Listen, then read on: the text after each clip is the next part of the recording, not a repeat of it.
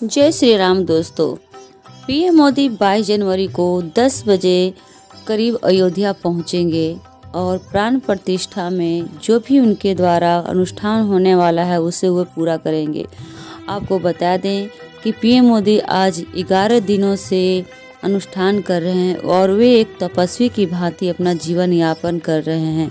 आज वीडियो में विशेष चर्चा इसी पर होगी कि पीएम मोदी के 11 दिनों के अनुष्ठान में उन्होंने क्या खाया, कैसे अपनी दिनचर्या बनाई और कैसे वे पूजा पाठ में संलग्न हैं। इसकी पूरी चर्चा इस वीडियो में होगी, तो बने रहे इस वीडियो पर। चैनल को लाइक, सब्सक्राइब और शेयर जरूर कीजिएगा। दोस्तों, शास्त्रों में देव प्रतिमा प्राण प्रतिष्ठा एक बहुत ही बड़ी और बृहद प्रक्रिया है। इसके लिए कुछ नियम बनाए गए थे जिनमें प्राण प्रतिष्ठा में कई दिनों तक उसे पालन करना पड़ता है। एक राम भक्त के रूप में जो भी इसमें भाग लेंगे या फिर प्रधानमंत्री मोदी जी के द्वारा जब प्राण प्रतिष्ठा करवाई जा रही है तो उन्होंने राम मंदिर निर्माण और प्राण प्रतिष्ठा के प्रति एक आध्यात्मिक साधना के भाव समर्पित उनके द्वारा किया जा रहा है। और उन्होंने तमाम व्यस्तताओं के बाद और जिम्मेदारियों के बाद भी प्राण प्रतिष्ठा के दिन या इससे पूर्व जो भी नियम बताए गए हैं वे 11 दिनों से वे पालन कर रहे हैं और दृढ़ता के साथ पालन कर रहे हैं। इसके लिए प्रधानमंत्री 11 दिवसीय यम नियम का पालन शुरू कर चुके हैं और वे आज यानी कि 22 तारीख को अपने प्राण प्रतिष्ठा के अंतिम दिन अपना पूजा पाठ का जो भी अनुष्ठान है उसका वे पालन कर रहे हैं। देव प्रतिष्ठा को पार्थिव मूर्ति में ईश्वर चेतना के संचार का अनुष्ठान बताया गया है। इसके लिए शास्त्रों में अनुष्ठान से पूर्व व्रत के नियमों और का निर्देश दिया जाता है। प्रधानमंत्री मोदी जी अपनी दैनिक दिनचर्या में ब्रह्म मुहूर्त जागना, साधना और सात्विक आहार जैसे नियमों का पालन जो अनवरत कर रहे हैं वे सभी पालन करते हुए अपने सारे काम और दिनचर्या को पूरा कर रहे हैं। 11 दिवसीय अनुष्ठान के तौर पर कठोर तपचर्या के साथ वे व्रत भी कर रहे हैं। हर तरफ प्रभु राम की भक्ति का अद्भुत वातावरण अयोध्या में फैला हुआ है। चारों दिशाओं में राम नाम की धूम है। तो दोस्तों, राम भजनों की अद्भुत सौंदर्य दिखाई दे रही है। हर किसी को इंतजार है कि 22 जनवरी कब हम लाइव देखें या कब आंखों से पूजा का पूरा प्राण प्रतिष्ठा का पूरा भव्य समारोह देखें। अब अयोध्या में रामलला की प्राण प्रतिष्ठा में केवल एक दिन का समय शेष रह गया है और वहाँ के लोगों का सौभाग्य है कि वे उससे प्राण प्रतिष्ठा के साक्षी बन रहे हैं।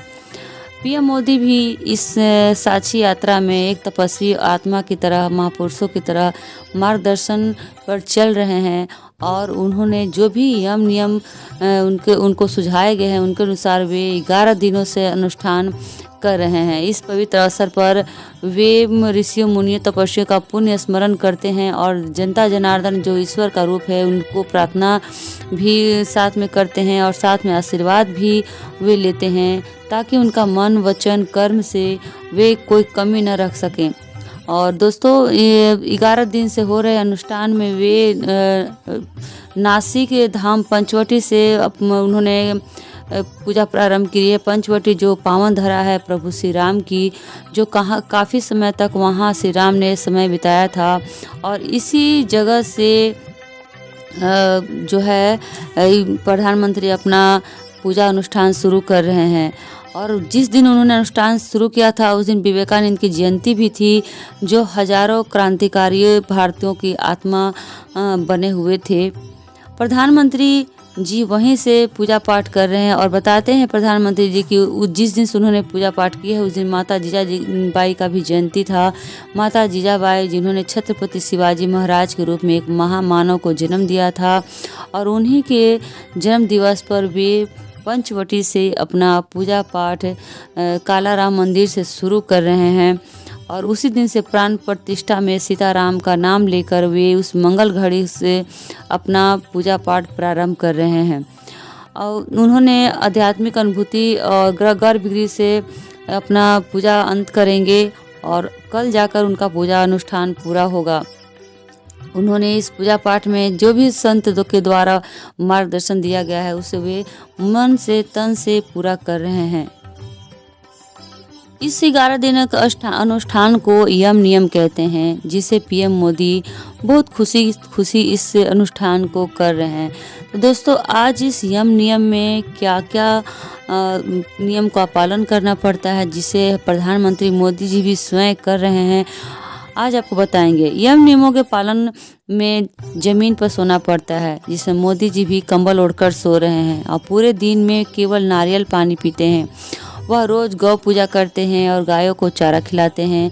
वह प्रतिदिन विभिन्न प्रकार के दान भी करते हैं, जैसे अन्न दान, वस्त्र दान और भी बहुत सारे सोने चांदी रुपयों का दान वे कर रहे हैं। प्रधानमंत्री देश भर के प्रमुख मंदिरों का दौरा कर रहे हैं।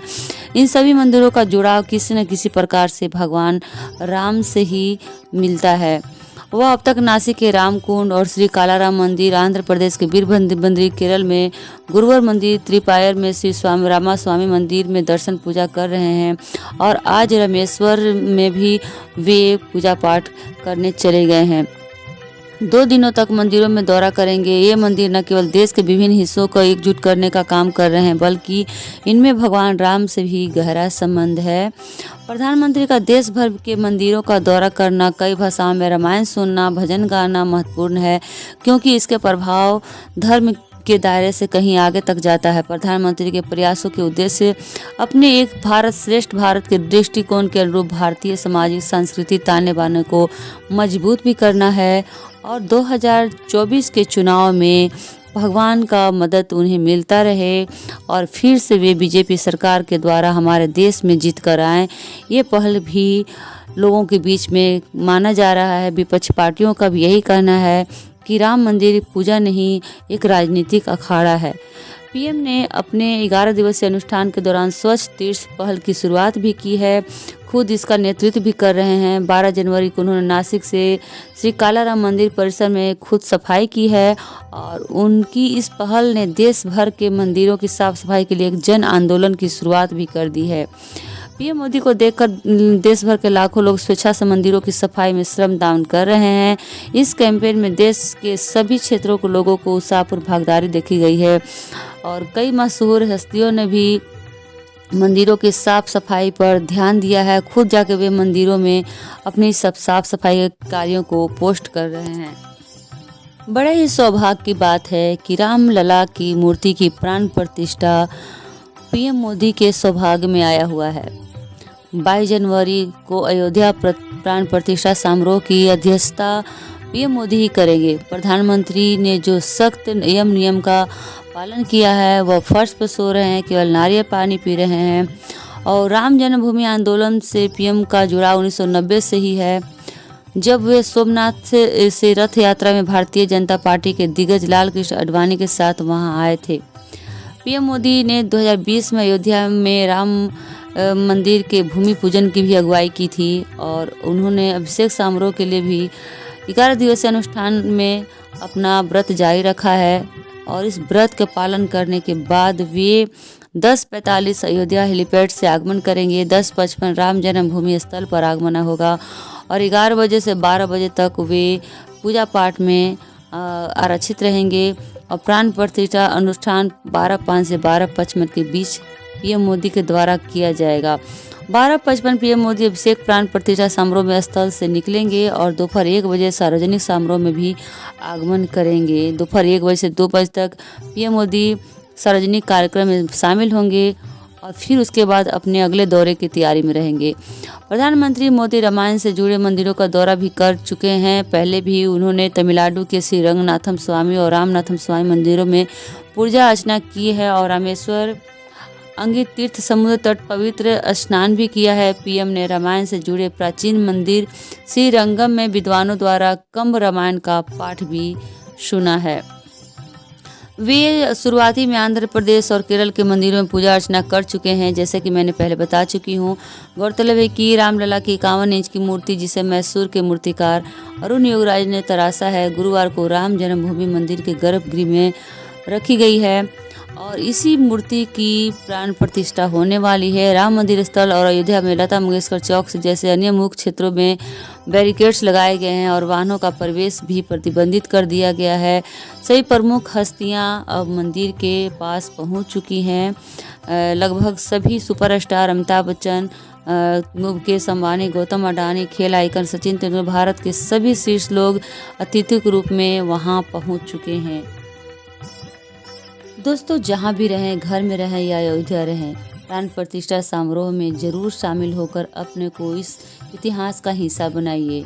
तो चैनल पर बने रहिए, सब्सक्राइब कीजिए, लाइक कीजिए और शेयर जरूर कीजिएगा।